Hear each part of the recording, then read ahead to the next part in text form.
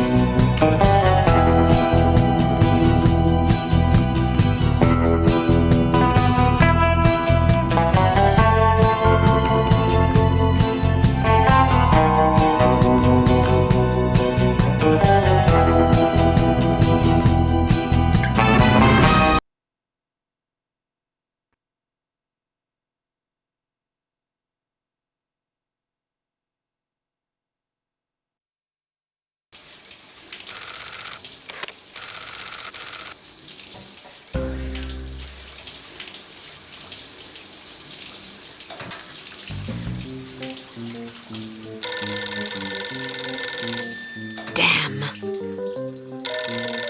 Hello. Bruno, how's France?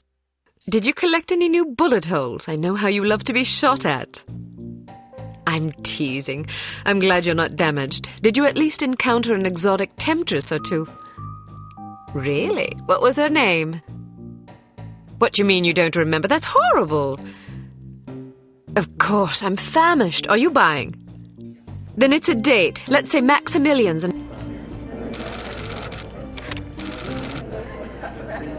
I'm not very happy, you know. It's not like I thought it would be. I never promised it would be as exhilarating as your former trade, only that it would keep you out of jail and make it easier to sleep at night. More wine? You're the first female operative Unity has ever employed. The committee is old-fashioned. They need time to get used to the idea of a woman in this line of work. I know all that. But at this rate, I'll be a bloody grandmother before they give me a real assignment. You can always go back to burglary and pickpocketing if you can't live without excitement. Damn it, that's not what I'm saying. I just want to be challenged. I'm sick of wiretaps. I'm sick of eavesdropping on boring strangers who may or may not pose some trivial threat to international security because they forgot to declare a ham sandwich at Heathrow. I don't have the patience for it. It's not what I'm good. It's never fun paying one's dues, but we all have to endure a bit of frustration and tedium now and then. Builds character. I think I've paid my bloody dues. Is that what you think? God knows I loathe sermons, but I'll tell you right now that you'll never stop paying your dues. Not ever. I'm sorry you're not happy, but you might as well get used to it. Nobody owes you a damn thing. You make it sound like I'm some spoiled child. I'm not asking to be coddled. I just want a chance to prove myself. You're right. I know it's been hard for you, but I'm confident you'll get your chance. All the petty politics in the world won't hold you back. They've done an outstanding job so far, haven't they? You see? What did I tell you?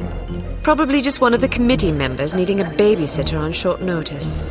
Ye of little faith. I'll see you there. Why don't we go together? I've an errand to attend to first. You go on ahead.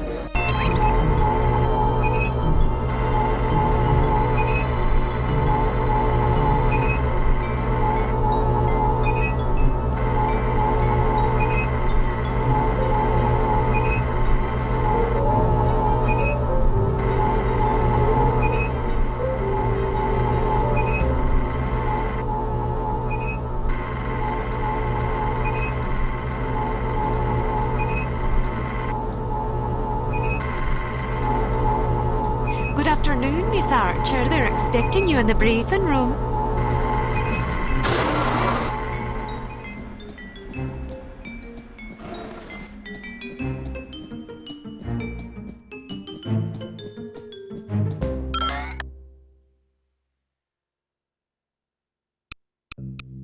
I'm sorry if I kept you waiting. It won't happen again. I seem to recall hearing that before. You'll not have to hear it again. Let us hope not. Well, if it isn't the inimitable Agent Lowry. Sorry I'm late, Smithy. You're looking dapper today. Spare me the disingenuous flattery, old boy. It doesn't suit you. I was being sincere. It was the one polite thing I could think to say. You're still upset with me, aren't you? I assure you I have nothing against you personally. You've served us well for many years, but perhaps too many.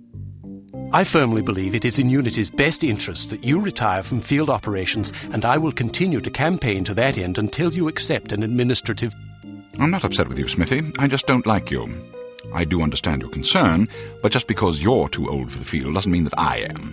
Until I'm declared unfit for duty, I will continue to prove it. I retired voluntarily. Of course you did.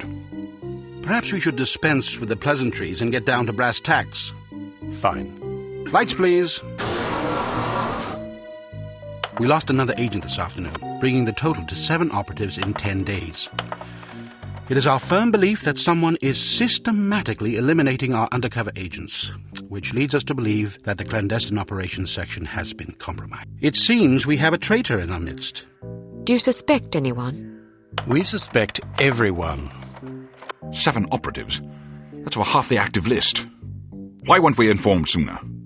You're being informed now. This situation has unfolded rather abruptly.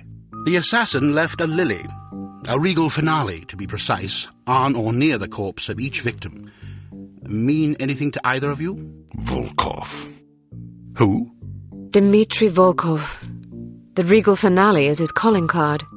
The name's familiar. What do we know about him? He's a right bastard. Anything more specific? Just what's in his file. Born in Kamchatka in 1921. Distinguished himself as an academic prodigy and master chess player by the age of 8, by which time he'd also earned notoriety for refining various torture techniques on neighbors' pets. It seems he joined the NKVD in 1937 and served as some sort of disciplinarian in a gulag near Kiev. His whereabouts during the war are unknown except for a brief mention in 1943 when he was spotted by an OSS officer at Leningrad interrogating prisoners of war who would later disappear without it. Ah, yes, I remember this fellow. We've had dealings with him before. Sometime after the war, he emerged again, this time in the employ of Smersh. He's personally credited with well over 1,000 executions, spies and Soviet dissidents for the most part. In 1961, a failed assassination attempt left him without an eye. He was shot in the face at close range by one of our finest agents. You flatter me, but I shouldn't have missed. He escaped by throwing himself off a 70-foot cliff into an icy river.